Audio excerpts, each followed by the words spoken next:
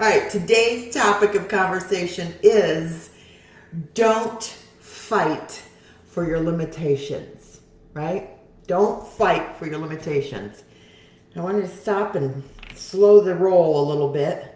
I want us to think about, you know the old saying, is the glass half empty or is the glass half full, right? And that's a positive or a negative thought.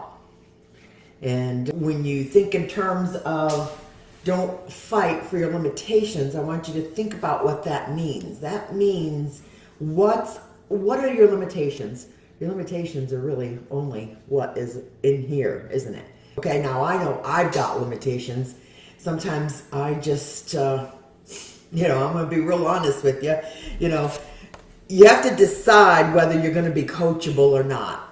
When you look at things that you want to accomplish, right? Doesn't really matter what it is, whether it's something in business or whether you're learning how to do a craft or learning how to cook. You have to decide if you're going to be coachable or not. And that's what I'm referring to when I mean don't let your limitations get in the way. Don't fight for your limitations.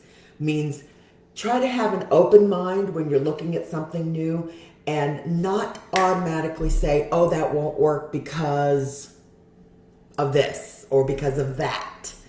If your mind automatically generates the excuse why something isn't going to work, that's one of your limitations.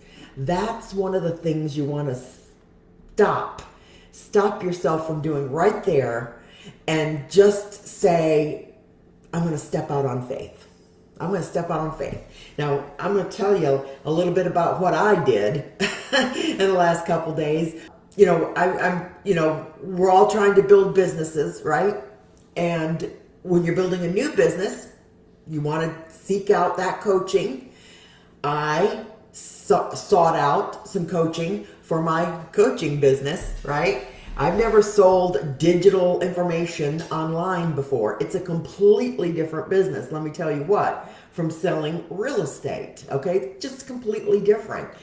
The marketing is different, the targeting is different, the messaging is different. It's all different, okay? So I have finally decided I was gonna hire a coach. Well, let me tell you what, I pulled the trigger and it's not cheap, let me tell you. It's not cheap. And I woke up the next morning and I felt like I just had buyer's remorse. You know what I mean? Buyer's remorse. Oh my God, what did I do? And I thought, oh, well, you know what? I'm not going to let my limitations get in my way. I'm not going to let that imposter syndrome set in. I'm not going to let fear control me, right? And I don't care what level of business you're building. It does not matter. It does not matter whether you're just getting started in real estate or if you're just getting started in coaching or if you're just getting started in, trying to build your own network building business. You know what I'm saying? It does not matter. Anytime you venture into something new, you're going to have that feeling, right? You're going to have that feeling that just takes you over sometimes. And you've got to know and recognize when that happens and forge through it, right? Just forge through it. I'm telling you, there are scary moments in business. It does not matter whether you're pulling trigger on the $200 product or $3,000 product, okay? It's the same, I'm sure, okay? So I just wanted to leave that thought with you today. I wanted you to remember all the times that you thought, wow, this could be an opportunity, or this is what I really need, or if you feel like you just can't keep yourself on the straight path. Everybody needs a coach if you want to go the long haul. I'm telling you.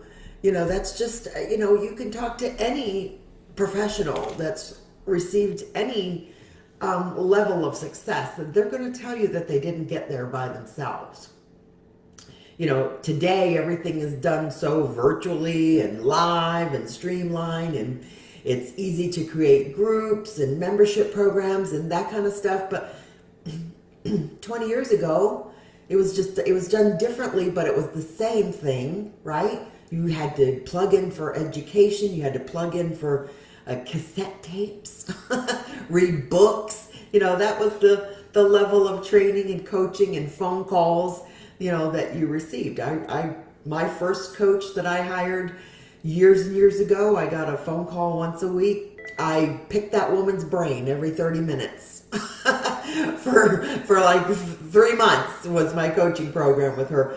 But I'm gonna tell you, that really catapulted our business. I mean, she got me set up on my first CRM, walked me through all the bells and whistles, and really got me familiar with my platform that I purchased.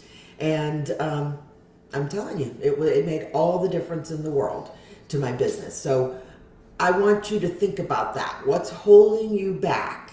What is holding you back? What are the negatives that you feel come into your brain every time you look at something new, right? Or you're considering something new, or you're following somebody that resonates with you, right? You need to jump in. I'm telling you, just jump in. The water is warm. Okay? You know what I mean? The water is warm. And find somebody that resonates with you. Find somebody that speaks to you. Somebody that you feel confident with. Somebody that's going to give you the answers that you need in full detail. Okay?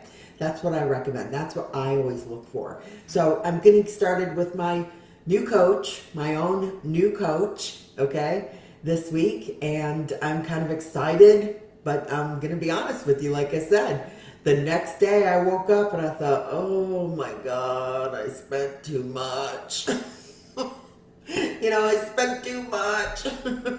But that just, if it hurts, then it's true. When you get something for free, right, you don't really value it as much as if you had to really make it hurt to buy. That's the truth.